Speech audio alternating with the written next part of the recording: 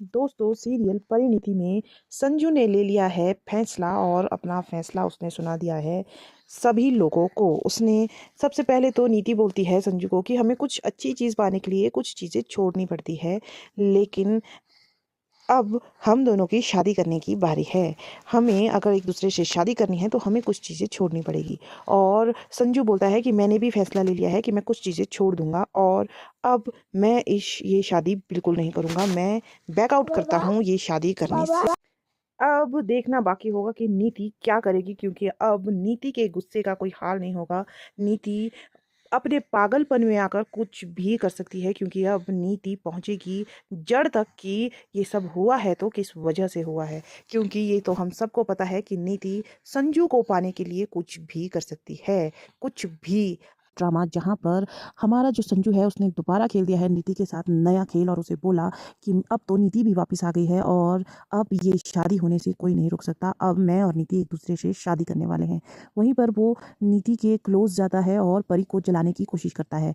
जब ताई जी संजू से पूछती है कि तुम ठीक तो हो, तो संजू बोलता है कि अब मैं बिल्कुल ठीक हूँ और अब मुझे कुछ नहीं हुआ है ताई जी, मैं बिल्कुल ठीक हूँ, आप परेशान मत होइए। वहीं पर वो नीति के भी क्लोज जाने की कोशिश करता है और उसे अपने प्यार का एहसास करवाने की कोशिश करता है। वहीं पर अब नीति के अंदर एक भावना आ गई है अंबिका देवी के लिए, क्योंकि अंबिका देवी ने उसे चैलेंज किया था और अंबिका देवी ने मन ही मन में सोच लिया है कि मैं तुम्हारी ज़िंदगी नीति जहन्नुम बना देगी दूंगी, तुम देखते जाओ। वहीं पर नीति पार्वती से बात कर रही होती है और बोलती है कि मुझसे कुछ गलतियां हो गई थी और उन गलतियों का खामियाजा मुझे परी और संजू तीनों को भुगतना पड़ा। एक वो गलती हुई और मुझसे मेरा संजू दूर हो गया और इस सब में परी भी फंस कर रह गई। अब मैं संजू से प्यार करती थी, मैं कुछ नहीं कर सकती थी, मैं उसे किसी और के साथ नहीं देख पा रही थी, इसलिए मैंने परी को मार डाला था। लेकिन सारी गलती मेरी भी नहीं थी, क्योंकि मेरे अंदर संजू के लिए इतना प्यार भर चुका था कि मैं उसे किसी और के साथ नहीं देख पा रही थी। वहीं पर नीति गुरविंदर और बेबे को बोलती है कि कुछ लोग होते हैं जो दूसरों की खुशियां नहीं देख पाते हैं, दूसरों को खुश नहीं देख पाते हैं, तो उन लोगों के लिए क्या मैं खुश रहना छोड़ दूं? ऐसा तो नहीं हो सकता है।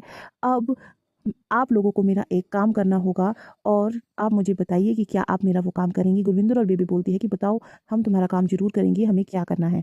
तो नीति बोलती है सीधे सीधे कि आपको एक औरत पर नज़र रखनी है और वो औरत है अंबिका देवी। आपको अंबिका देवी पे नज़र रखनी है कि वो कब क्या और कहाँ क्या कर रही है, क्योंकि वो औरत बहुत चालाक है और ज़रूर बहुत बड़ा पैंतरा खेलने वाली है, बहुत बड़ा खेल खेलने वाली है।